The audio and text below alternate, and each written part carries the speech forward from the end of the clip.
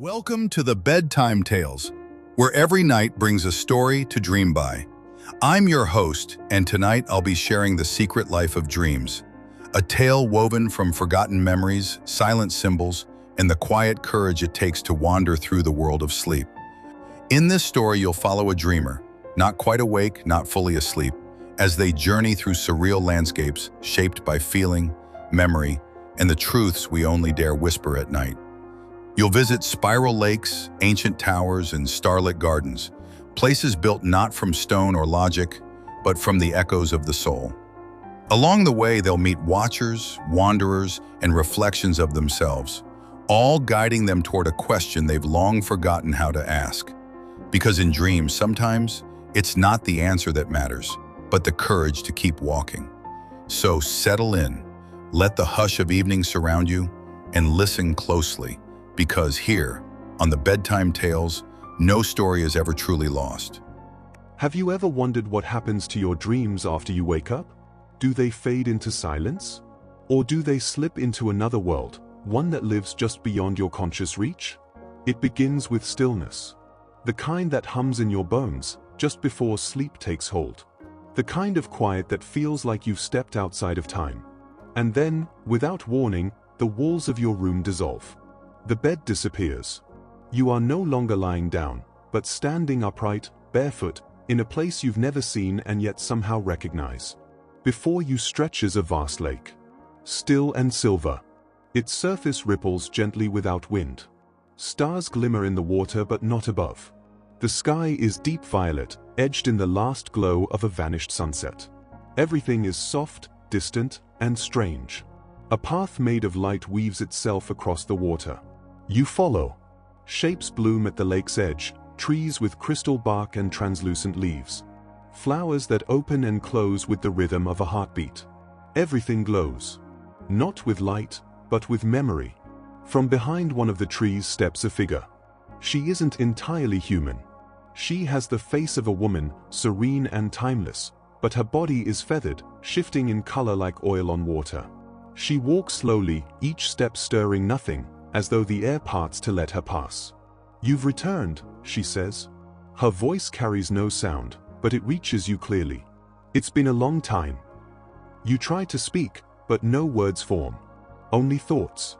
"Where am I?" She turns her head, tilting slightly, as if considering your question. You are standing between moments.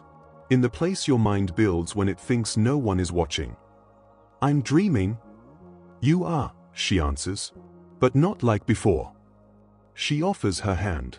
You take it. Her skin is cool but not cold. Solid, but weightless. She leads you down the light path into the lake itself. The water parts around you without touching your skin. Beneath your feet, fish made of ink dart through glowing reeds. Above, the sky slowly fills with strange constellations, stars rearranging themselves into shapes you can't name but feel you've seen somewhere long ago. "We are inside the dream realm," she explains as you walk. "This is where all dreams pass through. Yours and everyone else's. They come here to live, to rest, to be remembered." "Why don't we remember them?" "Because your world teaches forgetting. But forgetting isn't the same as losing." She brings you to a forest where every tree hums faintly, like wind through strings. Within the trees are windows. Not doors, windows, hanging in midair, framed by nothing, each one revealing a different scene. Some show mountains. Others show oceans made of glass. One shows a childhood memory you haven't thought of in years, your old blue bicycle, lying in the grass beside a rain-soaked path. "These are dream echoes," the woman says. "Not all of them are yours. But you'll know the ones that are." You pass a window showing a hallway of mirrors. Another reveals a wolf lying beside a sleeping child, both wrapped in the same breath. She pauses in front of a final window. Inside, a version of you is sitting at a desk in a tower, writing in a book that never ends. You can see it clearly, the way your hand moves across the page, the glow in your eyes, the sense that you're capturing something just out of reach. "I don't remember this," you say. She touches the window and it ripples like water. "You haven't dreamed it yet." You turn to her. "Why am I here now?" "Because something inside you is ready," she answers. Some dreams are invitations, others are warnings, and some are keys. She leads you again. This time, through an orchard where every tree bears fruit shaped like stars. When they fall to the ground, they vanish into dust as if never there. The orchard opens into a wide hill that overlooks the lake from which you came. In the distance, the sky begins to shift, clouds moving in shapes that suggest faces, places, ideas you haven't thought about in years. The lake below reflects none of them. It's become perfectly still. She sits beside you on the hill, folding her wings around herself like a cloak. You sit beside her. "Will I wake soon?" you ask. "Yes," she says. "But you will return. The dream remembers you." You look out at the strange landscape one last time. It feels both vast and close. Distant, but intimate. You wonder how many nights you've passed it without knowing. "Who are you?" you ask. She looks up at the sky. "I am Elira. A guide, perhaps. Or maybe just another dream." And before you can ask anything else, she vanishes.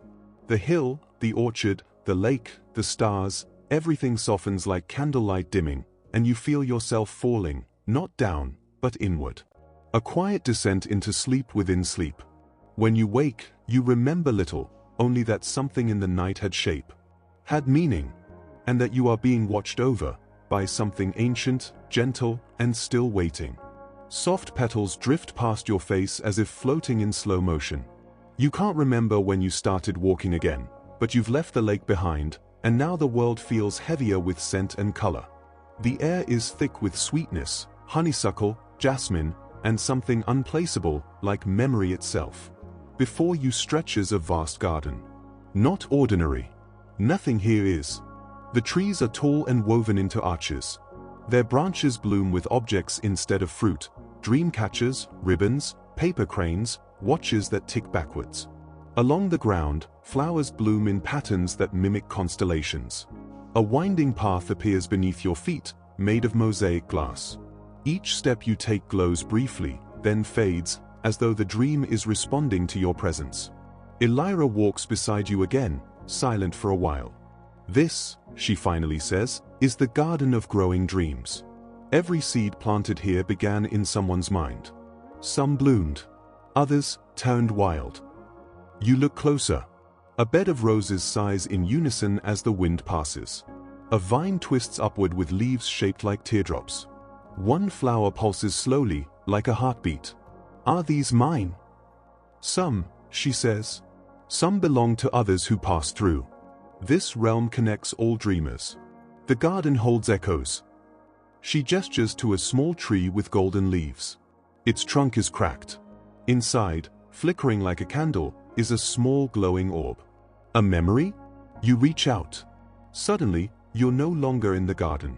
You're at a dinner table. A version of you, older, maybe, sits with people you don't recognize, laughing, surrounded by soft light and warmth. There's music playing. Someone leans over and whispers something that makes you smile, though you can't hear what they said. The moment fades before you can hold it. You're back in the garden. "You've just touched a future dream," Elira says softly. "Not all dreams are of what has been. Some are of what may come." Before you can respond, something shifts. A loud, metallic clink echoes from deeper in the garden. Elira's feathers stiffen. "He's here." A shadow moves among the trees. You catch a glimpse of a tall figure, cloaked in spiraling smoke, face hidden behind a mirrored mask. Elira steps slightly in front of you, but doesn't speak. The figure moves closer, not walking, but gliding. He finally stops at the edge of a small circular grove across from you. The garden grows quiet, too quiet. When he speaks, his voice is both near and far, deep and hollow. "You don't belong here yet," he says, addressing you directly. Elira's wings unfurl slightly. His dreaming with permission. "You will not interfere." The figure tilts his head. His mirrored mask shows not your reflection, but different versions of yourself, laughing, crying, older, younger, asleep. "I don't interfere," he says. "I remind." Elira narrows her eyes. "Then remind elsewhere." He says nothing more. Slowly, He fades back into the shadows. You release a breath you didn't know you were holding. Who was that? An observer, Elira says. They watch. They collect pieces of dreams that others forget. They don't speak often unless something's about to change. Change how? Elira doesn't answer. Instead, she takes your hand again. Come. There's someone you need to meet. You follow her deeper into the garden. The light here is softer, shaded in blue and silver. A clearing opens ahead, where a fountain bubbles in the center of a stone circle. Someone is sitting at its edge. A child. They look up as you approach, and your breath catches. They look like you. Not exactly, but close enough. The same eyes.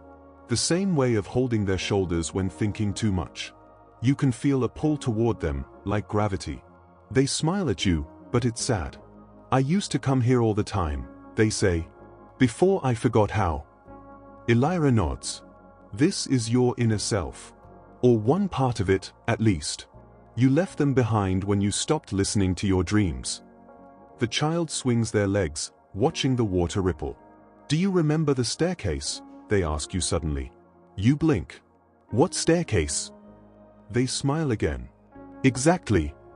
Before you can reply, the garden begins to shift. The ground trembles, just slightly. The trees bend. The fountain's water glows gold, then drains away into darkness. Elira stands quickly. No, she mutters. Not yet. What's happening, you ask. But you already know. The dream is unraveling. A voice begins to whisper, too many voices at once, saying too many things.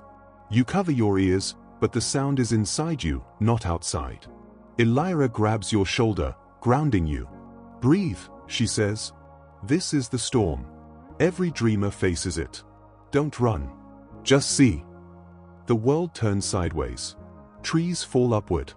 The child at the fountain flickers like a dying light. And then, silence.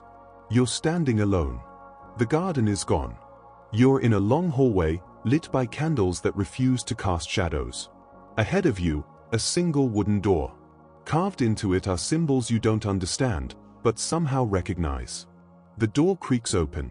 You step through. And everything begins again. The door swings shut behind you with a gentle click. You stand in a narrow hallway. The air is hushed, like a library left untouched for centuries. Candlelight lines the walls in floating sconces, but the flames flicker without smoke, their glow cold and violet.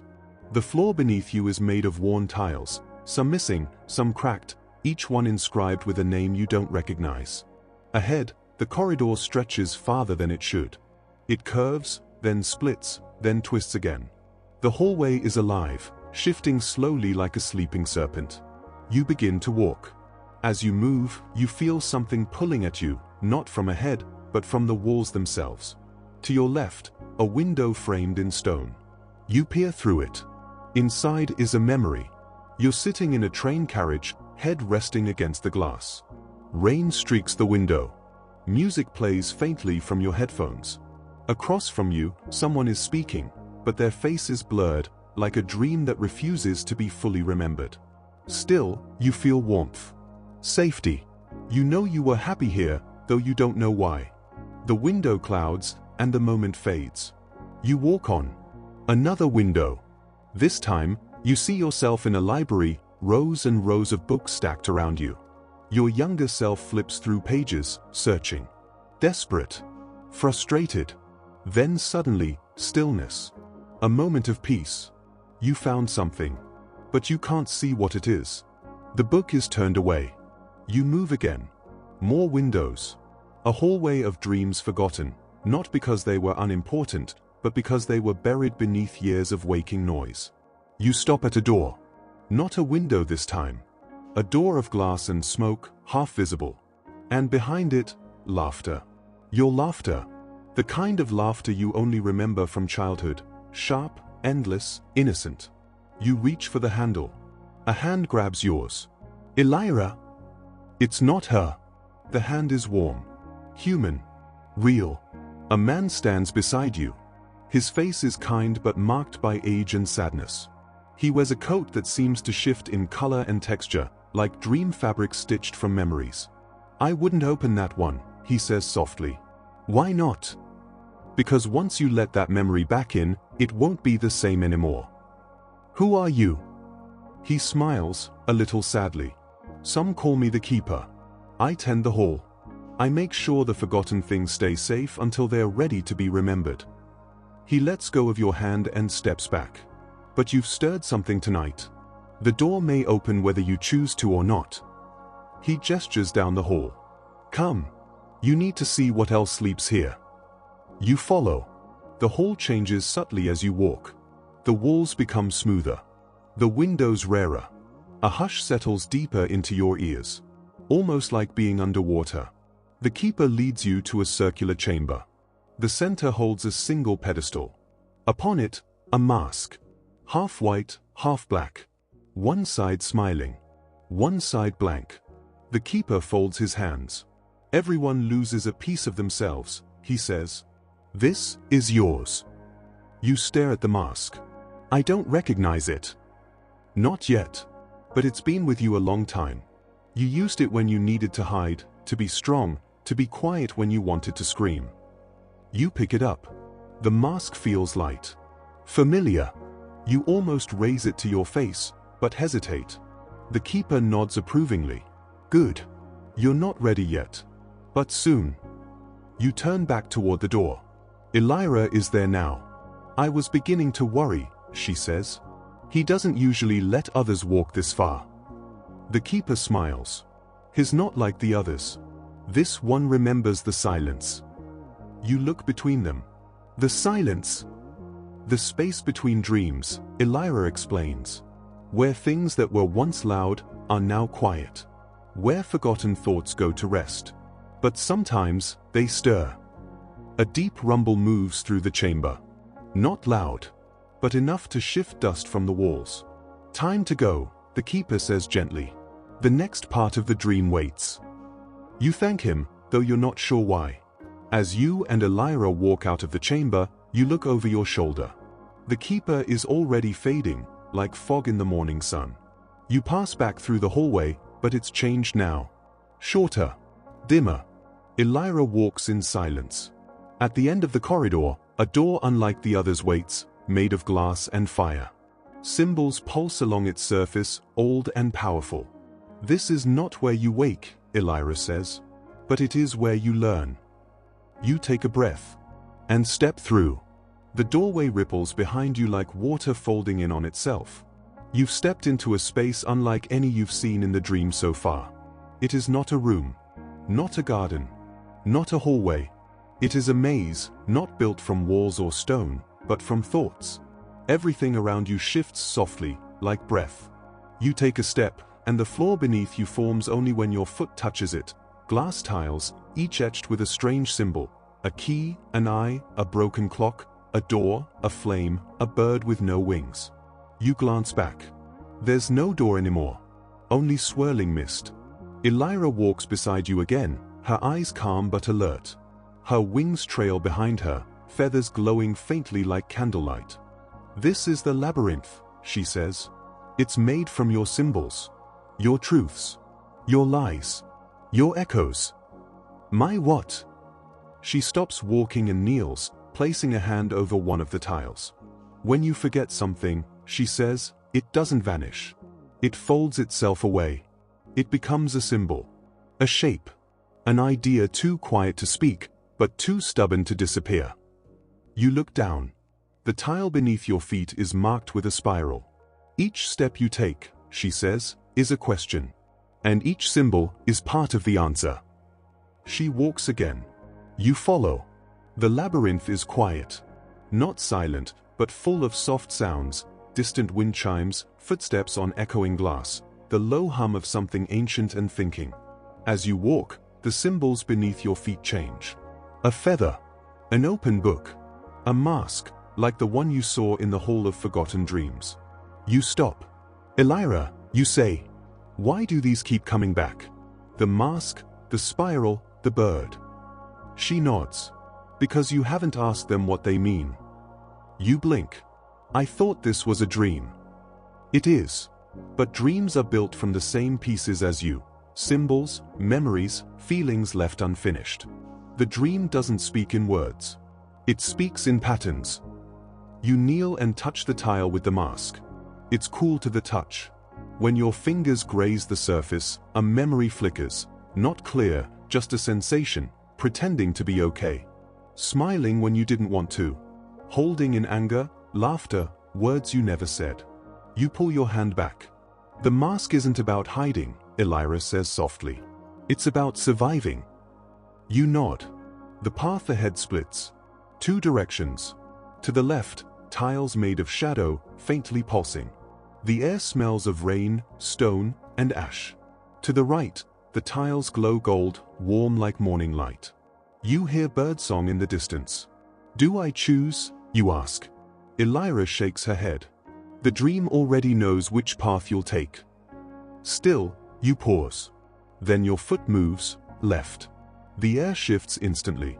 The light dims. You aren't afraid, but you feel watched. The labyrinth narrows. The symbols change. Now they're older. Cave carvings. Eyes with multiple pupils. Trees split in half. A figure reaching for the moon but chained to the earth. The path twists and tightens. Elira keeps her eyes forward. Where are we going now? You ask. To the echo room, she replies. What is it? A place where the dreams repeat until you listen. You arrive at a chamber inside the labyrinth, round, like a dome, with no visible entrance or exit. The walls shimmer like still water. You can see yourself reflected, but not as you are. The reflections change. In one wall, you're older. Eyes tired. A hand clutching a photograph. In another, you're younger. Laughing with someone whose face you can't quite see. In another, you're standing alone in a crowd, screaming, but no one notices. Elira speaks softly. These are echoes. Dreams that return night after night in disguise. Feelings you haven't named. Questions you never answered. You step forward. One wall pulls your attention. You see yourself sitting at a desk, a letter in your hand. You look afraid. Then you tear the letter up before reading it. You watch the paper scatter. Then the wall goes blank. What was that? A choice you didn't make, Elira answers. Sometimes the dream saves it, in case you change your mind. You turn to another wall. This one shows nothing at first. Then, slowly, fog parts. You see the child from the garden again. Your younger self. They're holding something, a mirror. You look into it, and see your own eyes staring back. But the reflection speaks first. Why did you stop listening to me? The voice is yours, but smaller. More honest. More fragile. You swallow. I don't know. Yes, you do, the child says gently. You were scared. You thought forgetting was safer. You close your eyes. Elira steps forward. Every dreamer comes to this point, she says. Where memory becomes meaning. Where echo becomes voice. You look up. What do I do? Listen, she says. You sit down. The echo room falls into silence. But inside your mind, the memories stir. Voices rise, not from outside, but within. You hear yourself saying all the things you never finished. I wish I had. I should have told them. I never said goodbye. I thought it would be easier if I just moved on. The words don't hurt. They float, weightless, as if released into air for the first time. You feel something inside you loosen. And then, calm. Not joy. Not sadness. Just peace. Elira kneels beside you. You've passed the center of the labyrinth, she says. What now?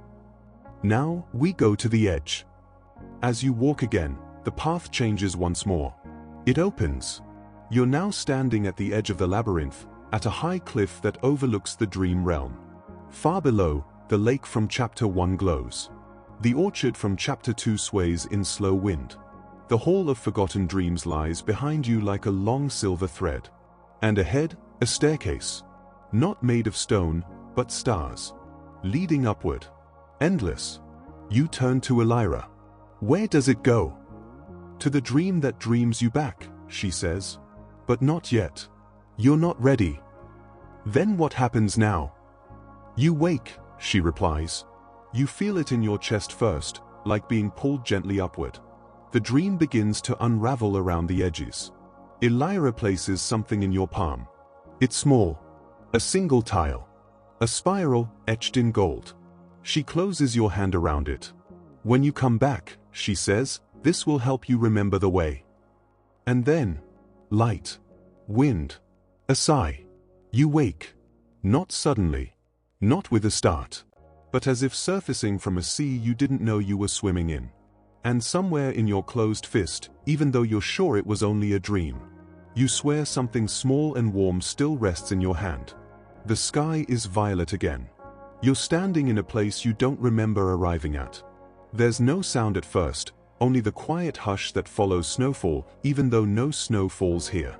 The ground is dark stone, smooth as silk, veined with light that pulses slowly beneath your feet. Above you, stars drift like fireflies. They move, rearranging themselves constantly, forming patterns that almost make sense, then disappear before you can understand. You turn. Behind you, nothing. Before you, a tower. It rises like a spiral, impossibly tall, with no windows and no doors.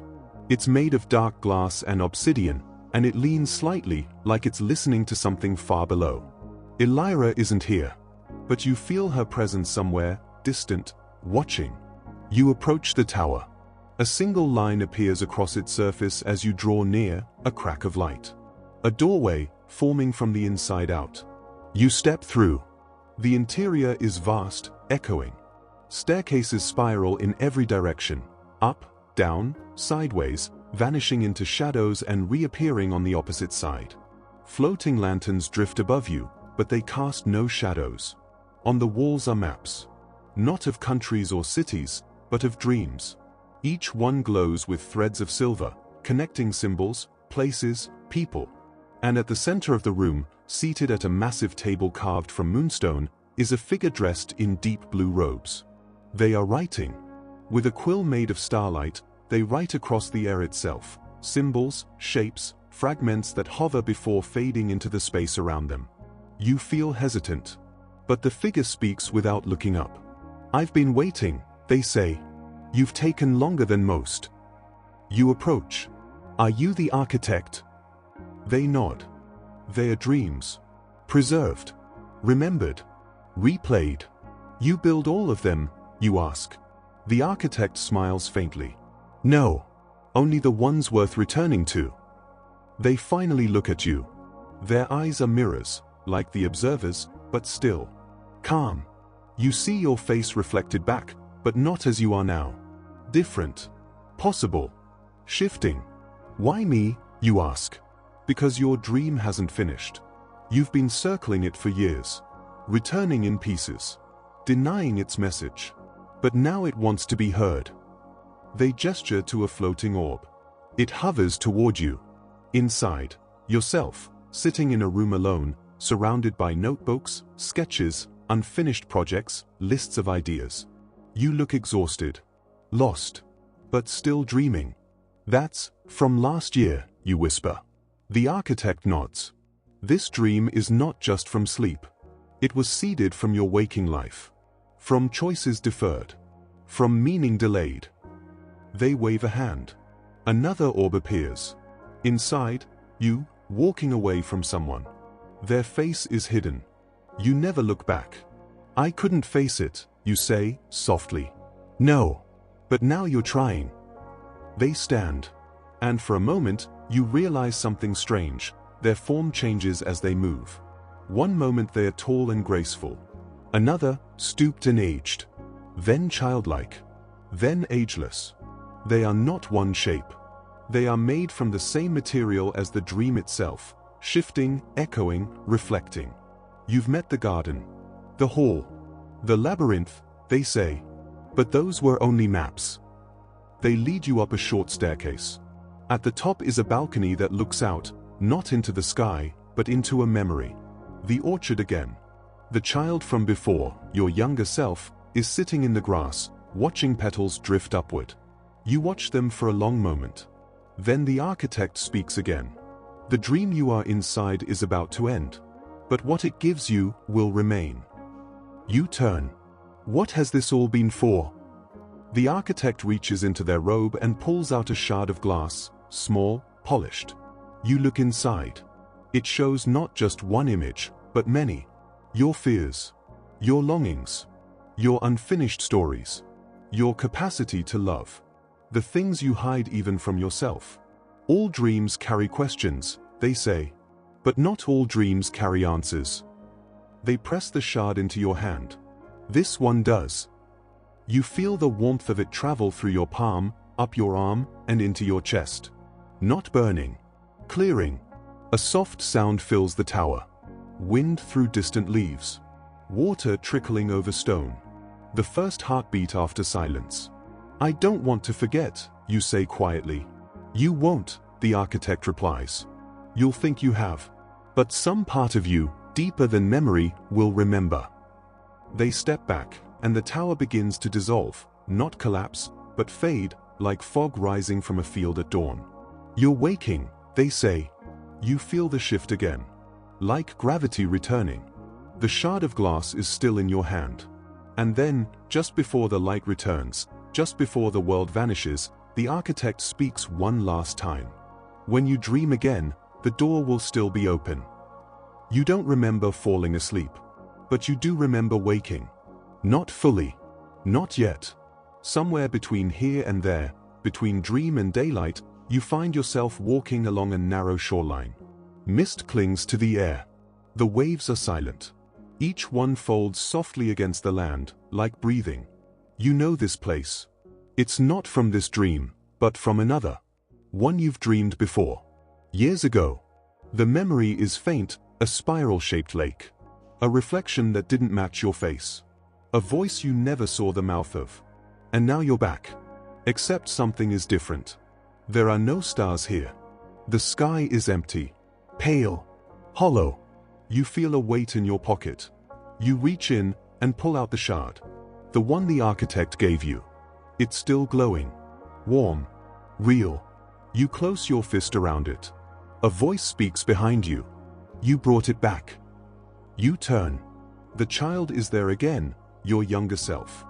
This time, they're older. Not much. Just closer to now. Still barefoot. Still holding the same mirror. They walk toward you slowly. I didn't think you'd remember, they say. Most don't. You kneel to their level. I thought you were part of the dream. I was, they answer. But you're waking. And some dreams don't want to stay behind. You look around. The lake ripples gently, though there's no wind. Your reflection wavers, not wrong, just unfamiliar. Like seeing yourself in a memory you never lived. The child sits beside you. I used to dream all the time, they say. But then we stopped. School. Work. Deadlines. We made time for everything except wonder. You say nothing. There's nothing to say, only the quiet ache of truth. The child holds the mirror up to you. Inside it, flashes. Moments. Small things. A hand reaching out for yours in a hospital room. The sound of rain on a birthday. A stranger's kindness. A goodbye you never got to say. The first time you felt like you truly belonged. All of it, woven into light. Your dreams remember, the child whispers. Even when you forget. You reach out and take the mirror gently from their hands. It feels heavier than it looks. A distant bell rings. Low. Echoing. The air around you begins to shift, like sleep pulling away from the edge of a thought. I think I'm waking up, you say. The child nods. But not fully, they reply. Not yet. There's something you still need to see. They stand, dusting off their clothes. You rise with them. The path ahead forms on its own, stone steps over water, leading back toward the lake center. As you walk, the sky begins to darken again. Not night. Not day. Something in between. And standing at the end of the path is Elira. She's different this time. Her wings are furled, her eyes softer. She looks tired, but proud. You've crossed the veil, she says. And you've brought something with you. You nod.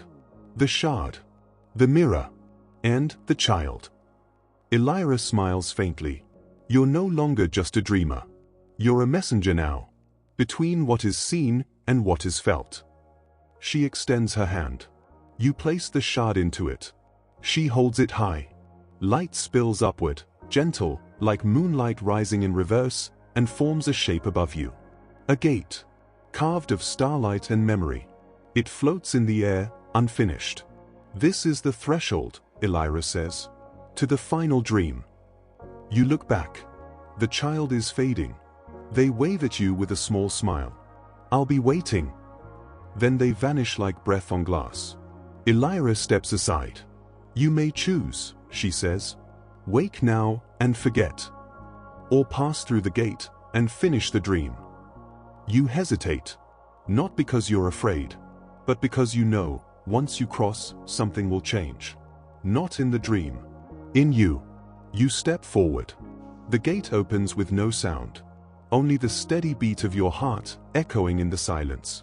And as you cross into the seventh realm, the dream begins again. You step through the gate. Not with a sound. Not with light. But with a sensation, like floating, like falling, like remembering something you were never told. The world reforms around you, piece by piece. Stone becomes ground beneath your feet. Air turns to sky. The veil of dream rearranges itself gently, as if waiting for you to arrive. And then you see it. You've returned to the spiral-shaped lake. But it's not as it was. The water is no longer still. It ripples inward now, toward the center, toward something pulling it from beneath. The sky hangs lower here, curved like the inside of a shell. The air smells like distant rain and the faint dust of starlight. You are not alone. Across the water, standing at the edge, is Elira. You walk the shoreline, and she walks hers, until you meet again beneath a willow tree with silver leaves. She watches the lake for a moment before she speaks. It's changing. You nod. You feel it too. The entire dream hums differently now, soft, but with tension beneath the surface, like a thread pulled tight. The dream is ending, you say, though no one told you. You just know. Elira looks at you. There's no sadness in her eyes, but there is something close to farewell. It's becoming unstable. Not because it is breaking, but because it has done what it came to do. The surface of the lake begins to rise, not splash or crash, but lift, folding upward into soft waves that flow the wrong way.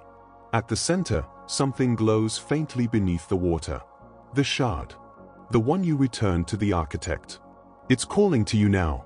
Elira places her hand on your shoulder. It will pull you in. The dream wants to give you one last message. One final image. After that, it will release you. You watch the lake shimmer. The spiral moves faster now, drawing everything inward. Light, memory, scent, sound. You wade in. The water welcomes you, not cold, not warm, just familiar. As you reach the center, the ripples stop. A light appears below you. You take a breath, not of air, but of silence, and dive. Below the surface is not water. It's memory. You're floating through moments you've seen before, but clearer. You see the garden again. The tree with the golden leaves. Only now, the memory inside it is no longer flickering. You see it whole, a moment of quiet between chaos, someone reaching for your hand in the dark, a promise whispered that you never forgot even though you thought you had. You see the hall again, the keeper standing among the dreams, one palm pressed gently to a glowing orb. As you float past, he raises his hand, not in farewell, but in thanks. You pass through the labyrinth, not the full maze, just a glimpse of the central chamber, where the tiles are no longer questions but answers. The symbols glow. They are clearer now. You understand what they meant. Not with your mind, with your feeling. Then, the tower. The architect stands at its edge, writing your story in reverse. Instead of building the dream forward, they now dismantle it gently, dream thread by dream thread, with the same care as someone folding away a letter never meant to be sent. They look at you, just once. You nod. And finally, your younger self. Not a child now. Not exactly. They stand in the orchard, watching petals drift upward. When you step beside them, they offer you the mirror again. But this time, when you look in, you don't see a version of yourself. You see a path, lit softly, winding through trees, back toward morning. The reflection leans in and whispers just one word. Return. And then the mirror cracks, gently, like ice melting. Not destruction. Release. You rise. The lake lets you go without resistance. You break the surface, blinking in the new light. The spiral is gone now. The lake is just water again. You stand on its edge, dripping with dream, heart full of images too soft to name. Elira stands nearby, her wings folded tight. You did it, she says. But it doesn't feel like doing something. It feels like becoming something you already were. I feel different. You are. You look at her for a moment. Will I see you again? She smiles, and it's the kind of smile that doesn't need an answer. She begins to walk away, into the mist that is slowly returning to the edges of the world. But before she disappears, she turns back one last time. When you sleep next, she says, don't try so hard to forget. Not all dreams are meant to vanish. And then, she's gone. The lake is still. The sky begins to brighten, not in the way day begins, but the way morning feels before the light arrives. You lie down on the soft grass beside the water, the last stars fading slowly above. And as your eyes begin to close inside the dream, they begin to open in the waking world. But something remains. A calm. A softness. A spiral. Something you carried back with you. Something the waking world cannot name, but your heart already understands. You are floating. Not in water. Not in air. But in the space between dreams, the breath that comes after everything else. There is no direction here. No up or down. Only warmth. A hush. You're not thinking anymore. You're just being. But softly, from within the stillness, a shape begins to return.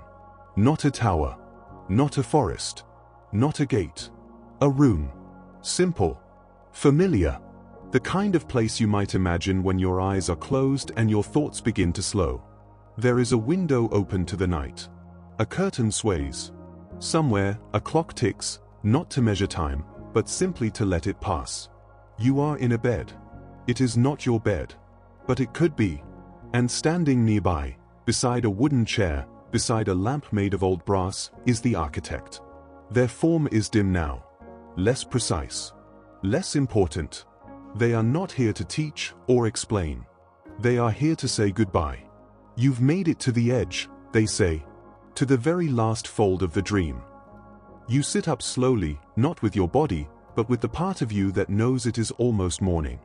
The architect holds out something small. Not the shard. Not the mirror. Just a single key. You take it. What does it open, you ask? They smile, not with lips, but with presence. Whatever needs to. You hold the key to your chest. It feels warm. Not from magic. From memory. From meaning. You look around this small, quiet room. You notice the chair. You notice the slippers by the door, the folded blanket, the dim glow of light through the window. All of it feels like someone once sat here, long ago, waiting for you to wake up. You close your eyes. Not to sleep, but to feel. And in that silence, something rises, not loud. Not sudden. A feeling. Like a whisper through leaves. Like forgiveness. Like returning home to a place you hadn't realized you left. When you open your eyes again, the architect is gone. The room is fading. Not collapsing. Just letting go. The bed becomes softer. The air thinner. You're floating again. But this time, you're not falling. You're not searching. You're being carried. By the dream itself. It holds you like a memory you finally understood. Like a melody you didn't know you remembered until it played again. And as the dream breathes its last breath, you feel it leave you not with a bang, but a blessing. You were always more than what you forgot. And then, light. Not sharp. Not blinding. Just a slow warmth behind your eyelids. Like morning. You wake. Not suddenly. Not loudly. But gently. Softly. Entirely.